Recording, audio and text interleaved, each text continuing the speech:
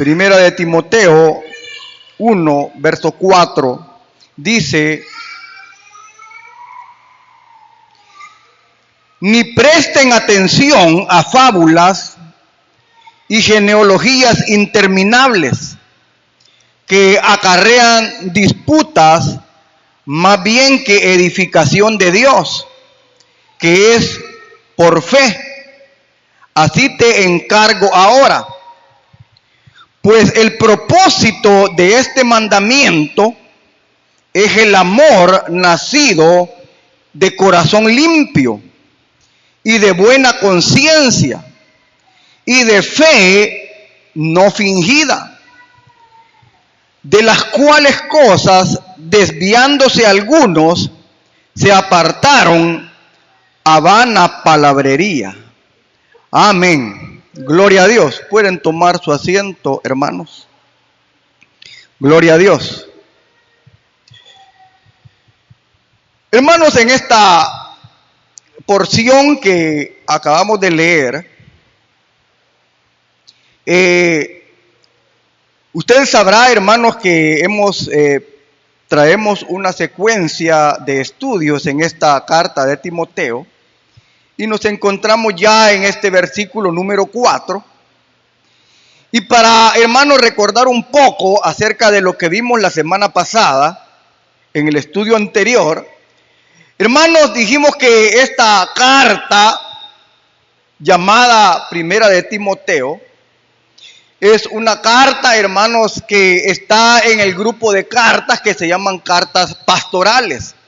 O sea que esta carta que es enviada a este joven Timoteo es una carta, hermanos, que trae instrucciones sobre cómo, hermanos, Timoteo tenía que instruir a la iglesia de Éfeso. Hermanos, quiero decirles de que Timoteo fue, hermano, un discípulo del apóstol Pablo. Y, hermano, resulta de que Pablo y Timoteo están en Éfeso edificando la iglesia, predicando la palabra de Dios. Pero como nosotros sabemos que el apóstol Pablo, hermano, era un predicador itinerante, o sea, él no, hermanos, tenía una iglesia fija, digámoslo de esa manera, en la cual él se quedaba, porque él era un apóstol, él no era un pastor. Era un pastor en el sentido de que en el apóstol Pablo existían, digámoslo de esa manera, los 5 ministerios. Por ser un apóstol. O sea que Pablo, hermano, era un maestro. Pablo era, hermano, un pastor. Pablo era un evangelista. Pablo, hermano, como le dije, tenía él los 5 ministerios. Por ser era un apóstol. Entonces, hermano, en esa labor del apóstol Pablo como un evangelista, llega a Éfeso. Fundan, hermano, esta iglesia en Éfeso. Y el apóstol Pablo, hermano, en su segundo viaje misionero, conoce a este joven Timoteo. Cuando llega a ese lugar, el apóstol Pablo oye acerca de este joven Timoteo. Y Pablo dice: no, hombre, este muchacho puede ser bueno para la obra de Dios, porque la gente daba buen testimonio de Timoteo. Decían que Timoteo era, hermano, un joven muy, hermano, entregado a la obra de Dios, este joven Timoteo. Y entonces Pablo, hermano, lo recluta y se lo lleva como ayudante a Timoteo. Entonces, hermano, para no hacerlo muy largo, eso fue algo que dijimos en el principio. Quiero decirle que el joven Timoteo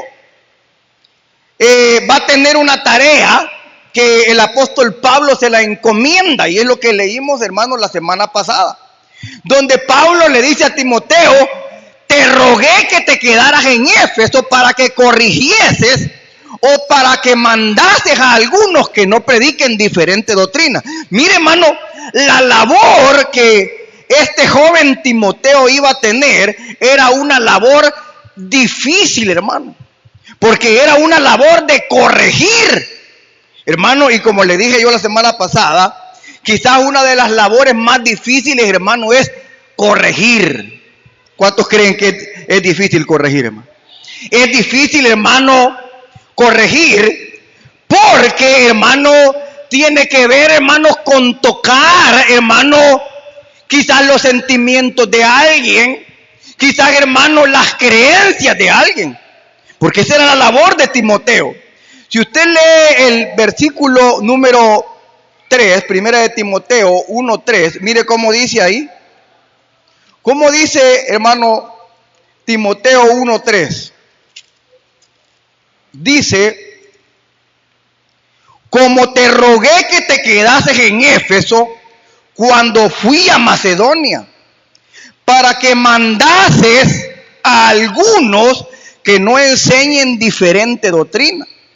Mire, hermano, esta tarea que Pablo le está encomendando a Timoteo es una tarea, hermano, donde no le dice: mira, Timoteo, pediles por favor a estos que están enseñando cosas extrañas dentro de la iglesia, te pido que les rogues a ellos, mira cómo haces, convencelos.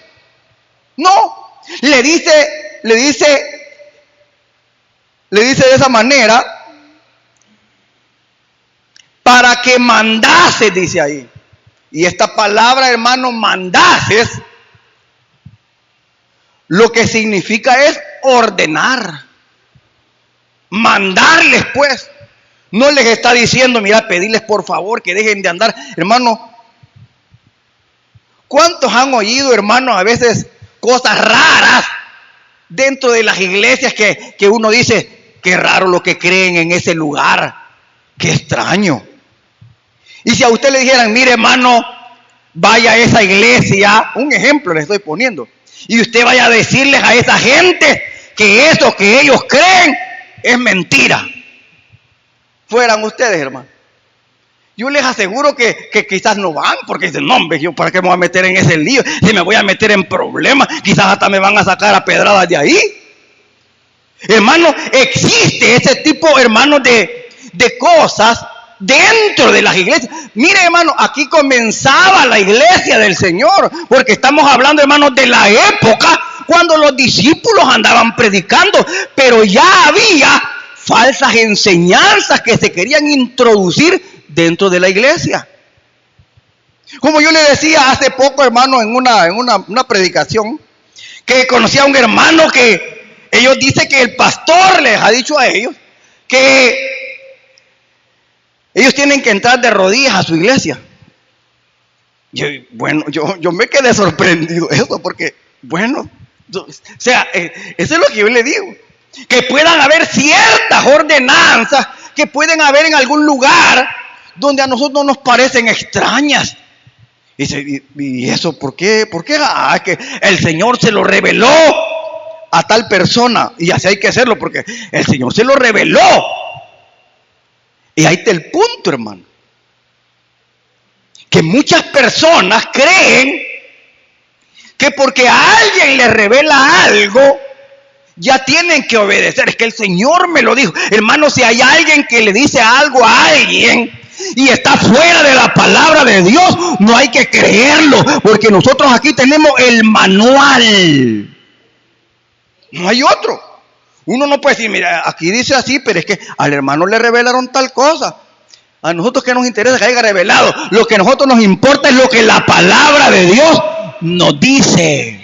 El mismo Pablo dice en Gálatas: si un ángel del cielo les anuncia un evangelio diferente del que yo les he anunciado, sea anatema, sea maldito, dice ya en pocas palabras, en palabras más claras, sea maldito, dice. Porque, hermano, el evangelio no puede cambiar porque a alguien le quiera meter algo o una idea propia. No se puede. Y esto es lo que sucedía, hermano, en estos momentos, en estos versículos que hemos leído de Timoteo, que Pablo estaba preocupado por la iglesia de Éfeso, donde a Timoteo le habían dejado el cargo. O sea que Timoteo, hermano, era el pastor de Éfeso. Y era un pastor joven. Si usted lo examina, va a leer ahí donde Pablo le dice a Timoteo: mira, Timoteo, nadie tenga en poco tu juventud. Eso nos habla que Timoteo estaba joven. Sino sé ejemplo en palabra. Sé ejemplo, mire, hermano, en lo que hablamos, como actuamos, hermano, en todo. Tenía que ser ejemplo Timoteo. Eso es lo que Pablo le dice a Timoteo. Pero mire, hermano, cómo son las cosas. Esa tarea que Pablo le estaba encomendando a Timoteo no era una tarea fácil. Timoteo, cuando Pablo de seguro le dice: mira, Timoteo, porque ahí dice que te rogué que te quedaras en Éfeso para que corrigieras esto que te estoy diciendo, que mandaste a algunos que no prediquen diferentes doctrinas. Y si está hablando de que hay unos que enseñaban diferentes doctrinas, eso significa que esas personas tenían liderazgo, porque ellos enseñaban a otros. Porque dice ahí que enseñaban. Y él tenía que parar esas falsas enseñanzas. Ya vamos a ver de qué se trataban esas enseñanzas. Porque ahí dice, mire, dice el versículo número 3, como te rogué que te quedases en Éfeso cuando fui a Macedonia. O sea que Pablo tenía que ir a Macedonia e iba a dejar ahí a Timoteo para que mandases a algunos que no enseñen diferente doctrina, dice ahí. Entonces, hermano, lo que podemos ver, que Timoteo no quería quedarse ahí. Como yo les decía, hermano, ¿por qué uno ruega a las personas? Uno lo hace de rogar a las personas cuando la persona no quiere. Ese es rogar: por favor, hermana, o por favor, hermano, ayúdeme aquí, hombre, o ayúdeme allá. Uno está rogando porque la persona no quiere. Eso sucedía, hermanos, con Timoteo. Timoteo no quería quedarse ahí en Éfeso. Él dijo: no, hombre, si este es un lío terrible, esto voy a perder el sueño. Es que, hermano, los problemas quitan el sueño. ¿Cuántos han perdido el sueño alguna vez, hermano? Por problemas, por dificultades, hermanos, que una cosa que, no, hombre, eso es difícil. Y Timoteo miraba eso. Por eso es que Pablo dice: te rogué que ayúdame, Timoteo. Y eso que Timoteo, hermano, dice la Biblia, que Timoteo era un hombre fiel a Dios. Y era fiel también a Pablo. El mismo Pablo dice: a ninguno tengo de este mismo sentir como mi hijo Timoteo, dice él. O sea que Pablo consideraba a Timoteo como a su hijo, hermano. Este Timoteo es como yo. Imagínense cómo hablaba Pablo de Timoteo. O sea que para Pablo Timoteo era su hijo en la fe. Mire, hermano, qué bonito. Entonces, hermano, era una tarea difícil y se trataba, hermano, de confrontar a los que estaban enseñando una doctrina diferente. O sea, la tarea de reprender, porque él tenía que reprender a esos que estaban enseñando algo diferente. Mire, hermano, eso es una tarea difícil que trae luchas. Y como le dije, tal parece que Timoteo, hermanos, no quería tener ese tipo de dificultades y de problemas. Yo, hermanos, lo he visto cuando a veces uno platica con alguien. Hermano, fíjese que yo he visto esto y esto.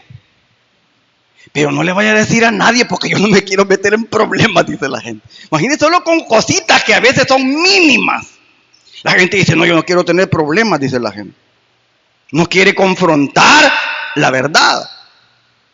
Y lo que yo le quiero decir, hermanos, de que esa tarea de Timoteo no era fácil.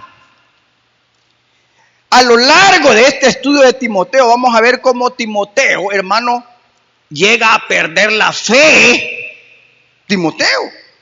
Llega a perder la fe por las luchas que tiene ahí en esa iglesia. Llega a desmoralizarse a tal grado que pierde la fe y quería huir de ahí. Pero ahí más después lo vamos a ver. Pero mire, hermano, vamos a ver qué es lo que sucedía en la iglesia de Éfeso. ¿Cuáles eran esas falsas enseñanzas? Veamos qué tipo, hermanos, de enseñanza era la que se movía allí, que Timoteo tenía que combatir. Fíjese bien, dice ahí en el versículo que leímos en un comienzo, dice, ni presten, oiga bien, ni presten atención a fábulas y genealogías interminables. Mire qué raro esto, hermano, que se quería introducir dentro de la iglesia, que Pablo las llama fábulas y genealogías interminables. O sea, hermanos, parece que el gran peligro de estas enseñanzas eran que estaba envuelta en fábulas y genealogías interminables. ¿Y qué es una fábula? ¿Qué es una fábula? Bueno, usted sabe, hermanos, que la fábula tiene una enseñanza moral. Vea, ese es lo que tiene. Pero en la fábula, hermano, es ficticia. Muchas veces usan animales. Bueno, hay tantas fábulas, hermano. Pero donde hablan los animales, hablan las cosas. Pero el fin de la fábula es, hermano, una enseñanza moral. Pero para Pablo, esas eran fábulas, eran inventos que no colaboraban en nada para la edificación de la iglesia de Dios. Eran fábulas que se estaban metiendo dentro de la iglesia. Mire qué raro, hermano. Creencias raras, inventos. Hermano, esa es la cuestión, que dentro de la iglesia, hermano, Satanás, que es el enemigo de la iglesia, siempre quiere introducir ciertas cosas que aparentemente pueda parecer que no son malas, pero no edifican. Amén. Sí, hermano, no edifican, no traen ningún beneficio. Pablo le llama a estas tipos de enseñanzas, dice que esos tipos hacían una mezcla entre las cosas de Dios, pero al mismo tiempo le iban metiendo mentiras. Eso significa. Se le iban metiendo fábulas, inventos. Y mire, estas fábulas y genealogías interminables, lo que eran, hermano, unas distracciones absurdas, dice un comentarista por ahí. O sea, hermanos, que Timoteo tenía que permanecer en Éfeso, para que pudiera mandar a otros a que ignoraran estas especulaciones y distracciones absurdas, hermano. Fíjese bien que le voy a contar esto. Esas falsas enseñanzas no tenían nada que ver, hermanos, con una teología anti Jesús. O sea, no era algo que tenía que ver con un ataque a Jesús. Porque en esta época, hermano, que le estoy diciendo, en la primera etapa del cristianismo,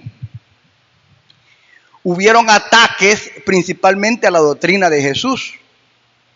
Esos fueron los mayores ataques que la iglesia del Señor tuvo en su doctrina, porque eran ataques en contra de decir de que Jesús no era Dios. No era. De ahí es donde nace, hermano, la doctrina arriana, que le llaman, de Ario, de donde hoy vienen, hermanos, los testigos de Jehová, que en su Biblia, aún en el comienzo, en la primera hoja de la Biblia, la traducción del Nuevo Mundo, si usted lee la primera parte, ahí el principio, en el principio creó Dios los cielos y la tierra, y también en San Juan 1:1, ellos cuando hablan de Dios, pero Jesús lo ponen con D minúscula, no con mayúscula, porque dicen de que Jesús no es igual a Dios. Es un Dios menor, dicen ellos. Fue creado, dicen ellos. Pero, hermano, yo lo que le quiero decir ahorita es esto. Le voy a poner un ejemplo, hermanos, de esto, de estas fábulas, que aún hoy en día, hermanos, se pueden ver. En el libro de Génesis, capítulo número 6, versículo 2, está esta porción. Génesis 6, versículo número 2. Mire cómo dice Génesis 6, 2. Dice que viendo los hijos de Dios que las hijas de los hombres eran hermosas, tomaron para sí mujeres, escogiendo entre todas. Y dijo Jehová: no contenderá mi espíritu con el hombre para siempre, porque ciertamente él es carne, mas serán sus días 120 años. Había gigantes en la tierra en aquellos días, y también después que se llegaron los hijos de Dios a las hijas de los hombres, y engendraron hijos. Estos fueron los valientes que desde la antigüedad fueron varones de renombre. Este versículo que acabo de leer, hay personas en esta época que ellos interpretan que estos gigantes que había en esta época, porque aquí dice que habían gigantes en esa época, o sea, hombres como Goliat de 3 metros. Fíjense bien esta interpretación. Hay personas hoy en día que creen que estos gigantes fue el resultado de ángeles que bajaron y que se casaron con las mujeres humanas, tuvieron hijos y salieron estos gigantes. Y usted puede buscar, hermano, hasta en internet, hasta unos grandes teólogos, unos afirman eso, lo que le estoy diciendo, que ángeles vinieron y se casaron, se unieron con esas mujeres y tuvieron hijos, y son esos gigantes que aparecen ahí. Esa es la interpretación humana, si alguien la lee a la carrera. Pero ¿qué es lo que dice Jesús? Eso es lo que yo le digo. Hay ciertas iglesias, hermanos, donde se ponen, es que estos han de ser ángeles, a saber de algún otro planeta, y que no sé qué. Y hermano, y se arman grandes guerras cuando la palabra de Dios, hermano, no dice. Y este, hermano, hasta genera pleitos en algunas, que ustedes son cabezones, no entienden esto. Nosotros somos la mejor iglesia, tenemos la mejor. Mire, peleando hasta por doctrinas que a ver la gente ni domina. Es que aquí esto es así. No es que nosotros tenemos la iglesia perfecta, porque miren, nosotros no ponemos la Biblia en las sillas, porque la Biblia, las sillas son sucias. ¿Qué es lo que se pone en la silla? Y usted ahí va a poner la Biblia y uy, eso es pecado. O sea, hay gente, hermanos, que le mete tantas cosas al evangelio que se olvidan del propósito real del evangelio, lo que va a decir Pablo ahí. Y este tipo de doctrinas y enseñanzas, hermanos, que querían meterse dentro de la iglesia, querían perturbar la verdadera doctrina. Mire qué dijo Jesús al respecto de lo que le acabo de decir de los gigantes, que hay gente que así cree. Son, hermanos, ideas que la gente tiene. Pero mire qué dijo Jesús en San Mateo 22:30 acerca de lo que esta gente cree. San Mateo 22:30, mire lo que dice ahí al respecto. San Mateo capítulo 22, verso 30. Mire qué bonito lo que dice aquí. 22:30 de San Mateo dice: porque en la resurrección, dijo Jesús, ni se casarán, ni se darán en casamiento, sino que serán como los ángeles de Dios en el cielo. ¿Qué es lo que Jesús está diciendo ahí? Que en el cielo no se casan ni se dan en casamiento. No existe eso. No existe. Porque ahí el Señor lo está diciendo. Porque serán como los ángeles. O sea, los ángeles no se casan porque son asexuales. O sea, los únicos que somos hombre y mujer somos los seres humanos. En el cielo no existe hembras y varones. La cuestión de la sexualidad existe solo aquí en la tierra, hombre y mujer. Pero el Señor dice aquí que como eso no existe, seremos como ángeles. No existe el sexo, ni a los ángeles les atraen las mujeres, porque ellos no tienen sexo en ese aspecto. Entonces los tipos que dicen de que los ángeles vinieron porque les gustaron las mujeres, eso es mentira. El Señor está diciendo que no existe eso. Porque serán como ángeles, donde no se casan ni se dan en casamiento. Eso no existe. Pero entonces todas esas ideas que a veces se meten dentro de las iglesias, no es que nosotros creemos esto, porque mire como dice aquí. Pero como la palabra de Dios, hermano, uno no la puede tomar aisladamente, sino que, hermano, este es un conjunto que no se contradice.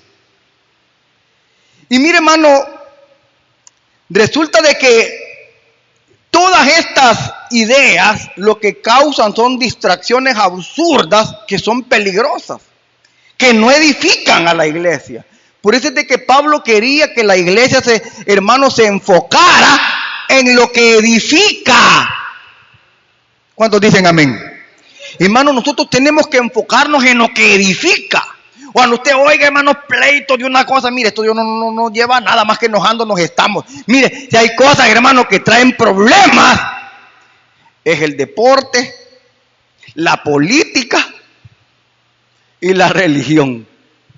Mira, hay gente que hasta se pelea en las redes, hermano, por alguna cosa que uno cree es que a ustedes se los va a llevar el diablo, dicen unos en las redes. No es que ya te veo ardier en el infierno, dicen otros. Mire, así son los pleitos en las redes. Solo porque otro cree tal vez un poco diferente a otro. Y tal vez no es tanta la... Pero hermano, trae problemas. Y eso, hermano, yo por ejemplo les digo a la gente, mire, alguna cosa así, mejor sálgase y mejor adore a Dios y ponga alabanzas en vez de cosas que lo vayan a contaminar a usted. Porque no traen edificación, lo que dice Pablo aquí, mire, porque toman lugar de la edificación de Dios, que es por la fe. Como cuando alguien me dice, mire hermano, mire tal persona cree tal cosa. Ah, de veras, le digo, hay que orar por él. O mire que no sé qué, que no es cuándo. Hay cosas que no edifican. Yo a veces no hay que decirle a la gente. Yo voy a decir, no, es que aquel no. Mejor oremos, les digo, ¿qué vamos a hacer? No podemos hacer nada muchas veces. Mire, todos estos inventos, hermanos, que a veces se meten dentro de las congregaciones, lo único que acarrean, dice Pablo en el versículo 4, acarrean disputas, dice, discusiones vanas, en lugar de producir un crecimiento espiritual. Miren, hermano, ¿sí es lo que dice Pablo en el versículo 4? Mire, dice el 4 que acarrean disputas más bien que edificación de Dios, dice ahí. Por eso, hermano, es necesario enfocarnos en lo que edifica. Aquí el versículo 5, mire cómo dice el versículo 5. Vamos a ver qué es lo que dice Pablo, porque ahí va siguiendo, hermano, el consejo de Pablo a Timoteo. Dice el 5, pues el propósito de este mandamiento es el amor, dice Pablo, nacido de corazón limpio y de buena conciencia, y de fe no fingida, dice ahí. Entonces, hermanos, lo que estamos viendo aquí, que el propósito de la ley, el propósito de la ley de Dios se encuentra en la obra interna que Dios realiza en nuestro corazón, hermano. Mire qué bonito. Ese es el propósito. No solamente el cumplimiento externo, sino, hermano, el interno. Hay personas que solo se preocupan, hermanos, en cómo se ven las cosas en lo externo. Está bien. Hay que cuidar todo lo externo. A veces uno dice, pero es que mire aquí cómo está, o mira cómo está. Sí, hay que ver eso. Pero hay que ver más el interior, el corazón. Alguien puede tener en su casa bien bonito, bien limpio, nítido. A mí no me gustan las suciedades. Está bien. Que tenga nítido todo. Que no haya polvo. Pero hay que preocuparnos más de nuestro corazón.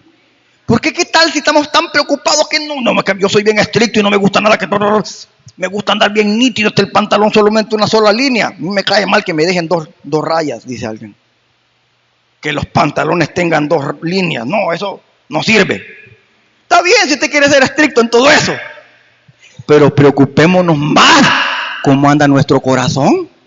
Porque puede ser que nos estemos enfocando más en lo externo que cómo está nuestro corazón. Y la Biblia dice que Dios viene por una iglesia sin mancha y sin arruga.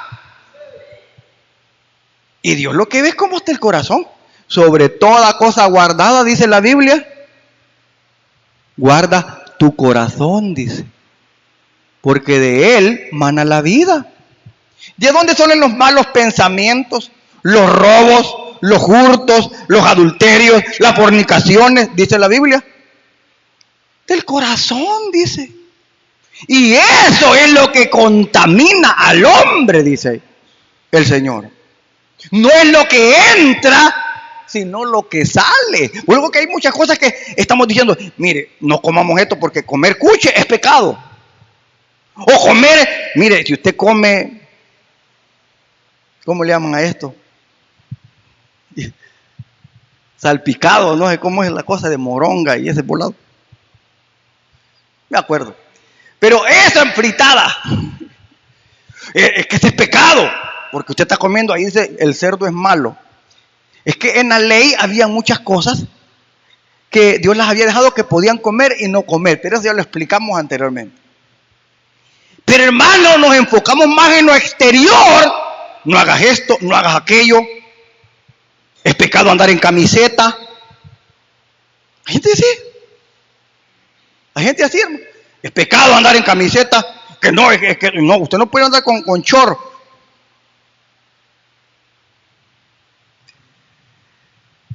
La que la Biblia dice que andemos ordenadamente, dice la Biblia. Vea. Ordenadamente. Pero hermano, es importante que nosotros cuidemos todas las áreas, hermano. Lo más que podamos, todas las áreas.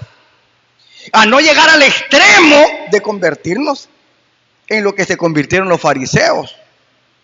Que los fariseos se dedicaron a juzgar a Jesús por cosas que el Señor los reprendió muchas veces. Porque se habían pasado al extremo. Es que lo malo es los extremos. Los extremos. Y por eso el Señor, hermano, les dio duro. Dice en San Mateo 23, 27. Sepulcros blanqueados, le dice, porque por fuera están bien bonitos, pero por dentro son tan podridos de gusanos. Que ese es el punto. Hermano, ese es el problema que se estaba dando en esta iglesia, que se estaba mezclando también cosas del judaísmo, cuando aquí en el versículo 5 dice que el propósito del mandamiento de Dios es, hermano, el amor nacido de un corazón limpio, dice. ¿Cuántos han sido limpiados por el Señor, hermano? Si Dios, hermano, nos ha limpiado, hermano, sigámonos limpiando más, porque la Biblia dice, el que esté limpio, límpiese más. ¿Cuántos han leído ese versículo? Es un versículo bien difícil, porque yo cuando lo leí me quedé sorprendido. El que esté limpio, límpiese más. El que esté sucio, ensúciese más. El que es inmundo, sea inmundo, dice. O sea, yo me di vueltas a la cabeza. Pero hermano, gloria a Dios, porque si usted está limpia, usted puede seguir limpiándose más, hermano.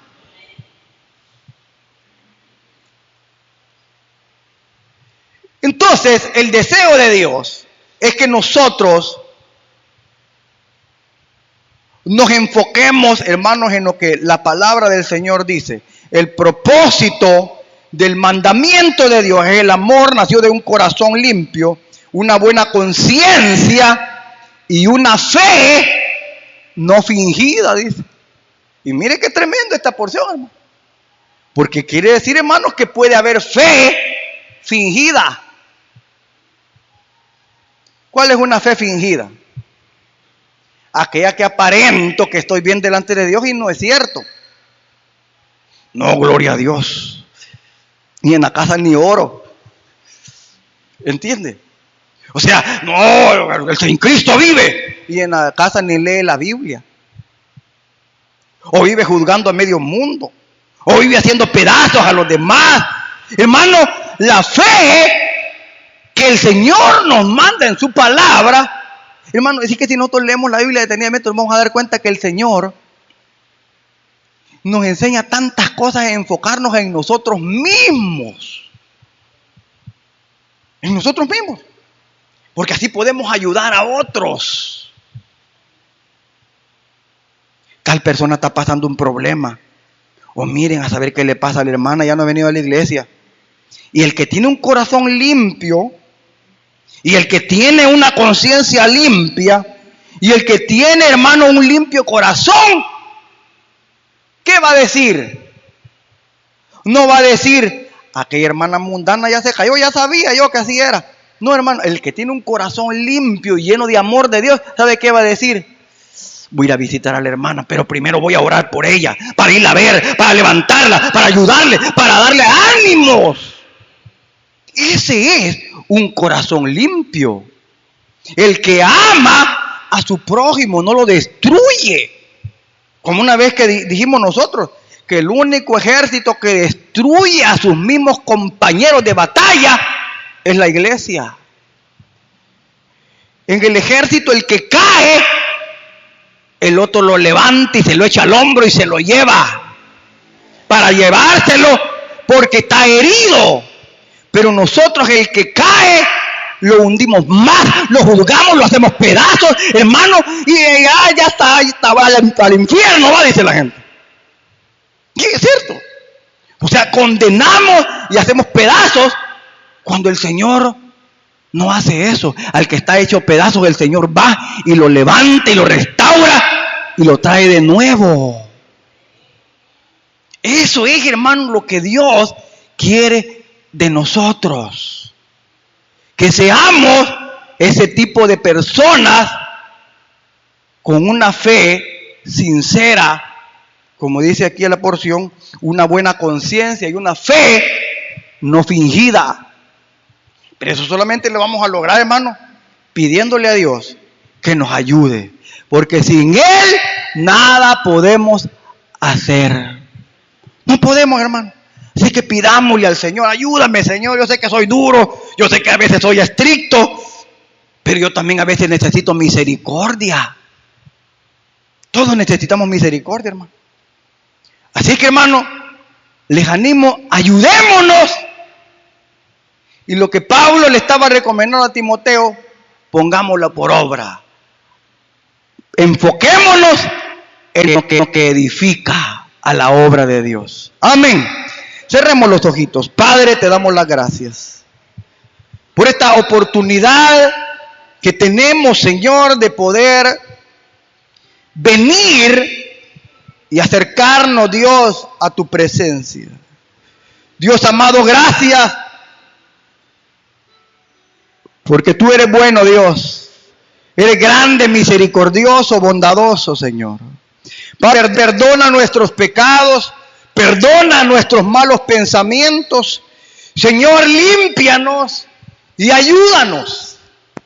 Padre, en el nombre de Jesús, por favor, ten misericordia. Ayúdanos a enfocarnos, Dios, en tu palabra. Ayúdanos, Dios, a ser obedientes. Ayúdanos, Señor, a agradarte.